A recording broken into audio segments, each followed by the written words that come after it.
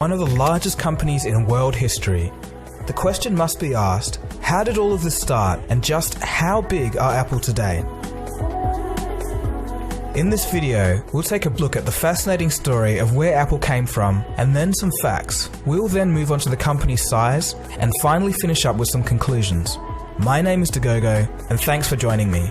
Please get comfortable. This story is a pretty good one. Let's begin. The beginning of Apple was a true all-American story. You know how they say great things happen when you're in the right place at the right time? This is true for the foundation of Apple. The year is 1969, and the timing was perfect for some real innovation. It was a moment when the largest generation in US history, the baby boomers, were becoming adults, 80 million strong. It was an explosive shock to the system. They were dissatisfied with their country. They didn't want their friends and classmates going to war. Well, I don't want to go to Vietnam because I don't want to get killed. They wouldn't stand for any sort of discrimination.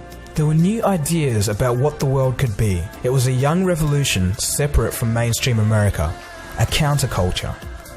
In tandem with this, the microchip was in development and would be another revolution just on the other side of the decade. The place was also ripe for innovation, as San Francisco was the epicenter of the counterculture movement. It would be during this mix of time and place in 1969 that a 14-year-old Steve Jobs would meet a 19-year-old Steve Wozniak. They were your run-of-the-mill students with a love for technology, pranks, and the Beatles. Neither of them had any idea that the two of them would soon change history.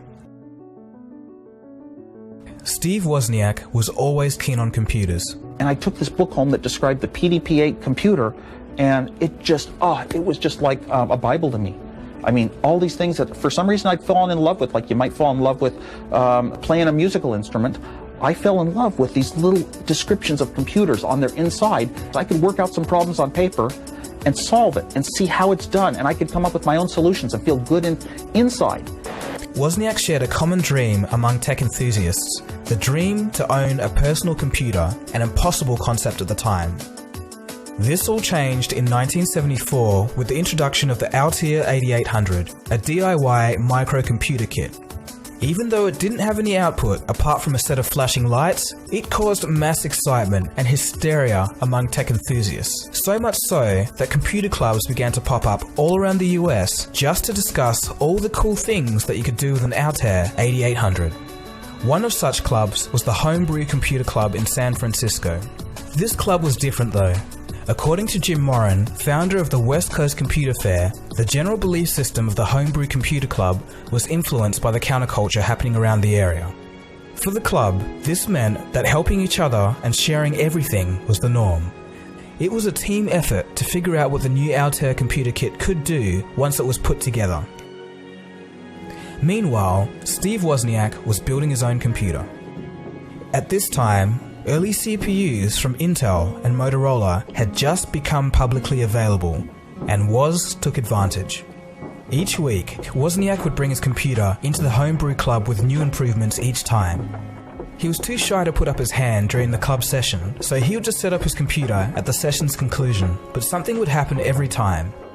People would start to crowd around and ask him questions. Steve Jobs, who also attended the club, noticed this and told Woz, "The two of us should really sell these things."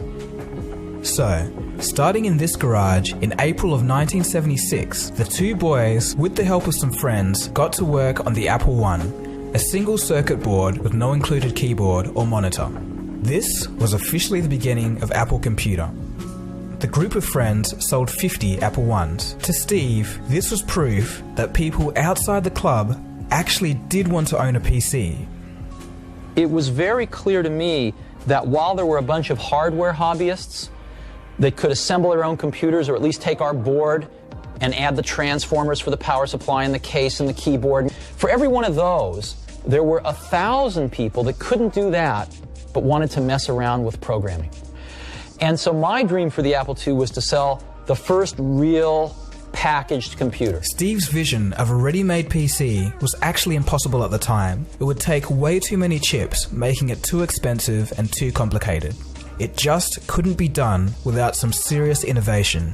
As it turns out, Woz didn't actually know it was impossible. He single-handedly used his mind to make an industry breakthrough. And then I got into a way of why have memory for your TV screen and memory for your computer, make them one. And that shrunk the chips down, and I shrunk the chips here. I looked through manuals and found a chip that did it in one chip instead of 5 and reduced that. And one thing after another happened. I wound up with so few chips. When I was done, I said, hey, a computer that you could program to generate colored patterns on a screen, or data, or words, or play games, or anything. And it was just the computer I wanted. Steve Jobs added his design knowledge while insisting that the computer should be easy to use. This combination made the Apple II palatable to the consumer. Steve Jobs managed to get some investment money together for manufacturing. The PC was now a far cry from the hobbyist box with a bunch of lights and switches just 2 years earlier. The new company showcased the Apple II at the 1978 Computer Fair, and they stole the show outright. No one had ever seen anything like it. After this, Apple was off, literally exponentially.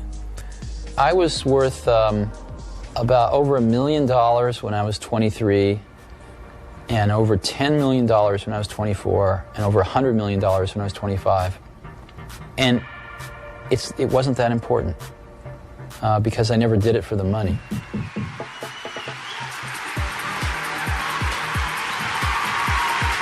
The future would not be all smooth sailing though. By 1980, IBM saw Apple's success in the PC market and realized that they were wrong about the PC. It wasn't just a hobbyist toy, it could actually be used to extend human intellect and even for communication. Throughout the 80s, Apple would battle with IBM and the other PC manufacturers, losing market share as they went along. For Apple, the next few decades would see failure, success, and everything in between. After losing its way and flirting with bankruptcy, the company would shed the excess and return to its roots, ushering in a second golden age. The modern era of Apple is a force to be reckoned with on the world stage. They have a strong devoted following and managed to take home 92% of all smartphone profits in the first quarter of 2015. With all of this in mind, let's look at 7 fun facts about the company before we take a look at how big they really are. Number 7. Where did the name come from? According to Steve Wozniak's 2006 book, I Was, Wozniak explains that the name came when he was driving Steve Jobs back from the airport. Jobs had just returned from a commune called the Apple Orchard. In the car, Jobs suggested the name Apple Computer. Wozniak was concerned about the name because they could have issues with the Beatles' Apple records. As it turns out, the pair just couldn't think of anything better, and Apple Computer stuck. Number 6. Apple actually had 3 co-founders. So we all know Steve Jobs and Steve Wozniak, but there was a third person that many people wouldn't have heard of. Ronald Wayne. He was the one who designed this original Apple logo, which featured Sir Isaac Newton. It was of course soon scrapped because it was too detailed. Wayne left the company just 12 days after it was founded, selling 10% of his share for just $800. If he'd stayed with his 10% share, it would be worth over $60 billion today.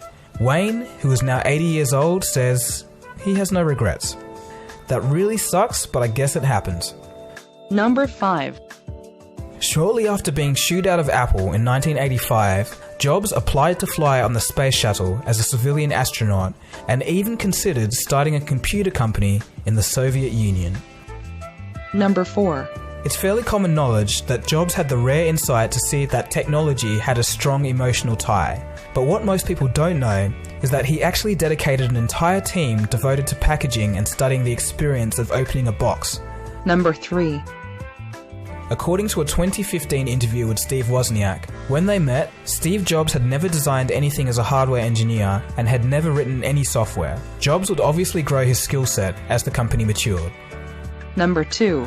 The iPhone project was so secret that the hardware guys never saw the software, and the software guys never got to see the hardware. Hardly anyone inside Apple knew what the finished product would look like until Steve Jobs revealed it on the stage. Number 1. Steve Jobs actually served as a mentor for the Google founders Sergey Brin and Larry Page. Okay, so we've learned quite a bit so far, and we have some great context under our belt. But let's dive into the real stuff. Just how big is Apple? Apple's first quarter revenue in 2015, just from the iPhone, was $51.2 billion. That's greater than Yahoo's entire market cap at $45.5 billion. And that's 3 times more than Google's total revenue in the third quarter of 2014, or almost twice as much as Microsoft's quarterly revenue. Apple has more than $178 billion in cash. That's more than enough to buy IBM.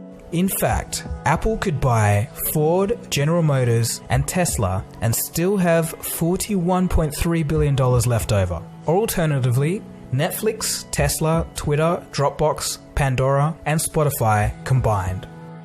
The company has twice as much operating cash as the US Treasury. Apple's net income last quarter was $18 billion, the largest quarterly earnings for any company ever. The previous record was held by Gazprom, Russia's huge oil and gas company. They clocked in at $16.2 billion of profit in August of 2011. Apple is actually an anomaly.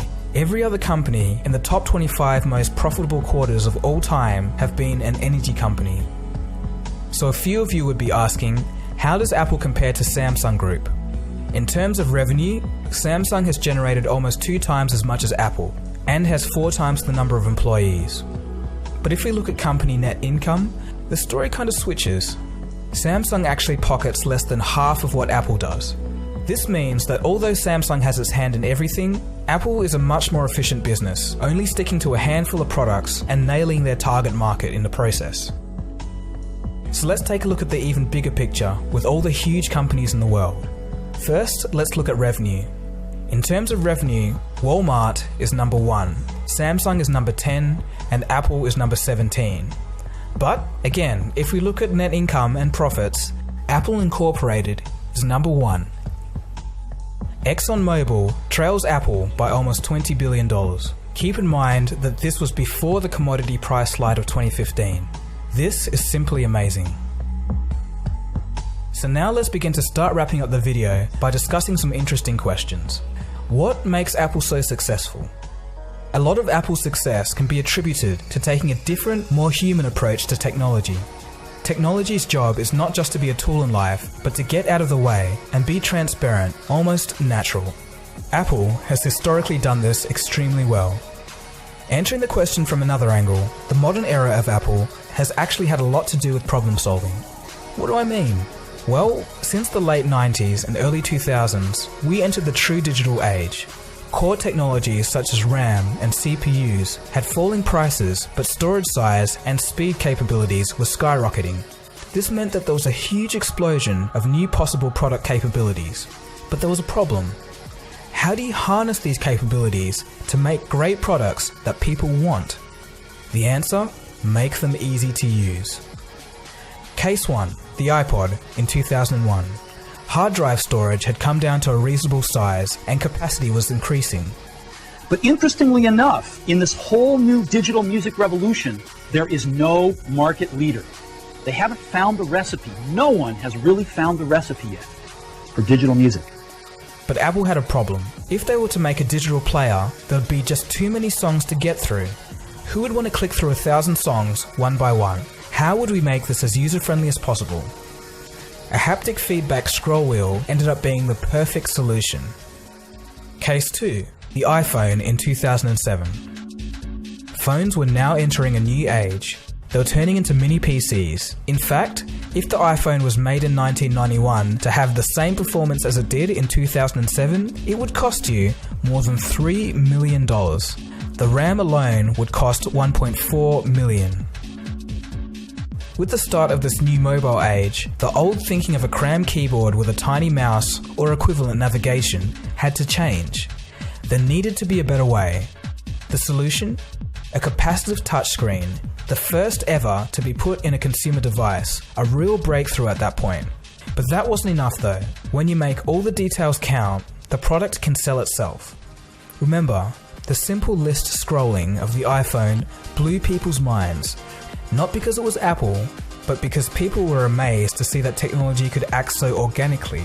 It sounds simple today, but back then it blew people away. Well, how do I scroll through my list of artists? How do I do this? I just take my finger and I scroll. That's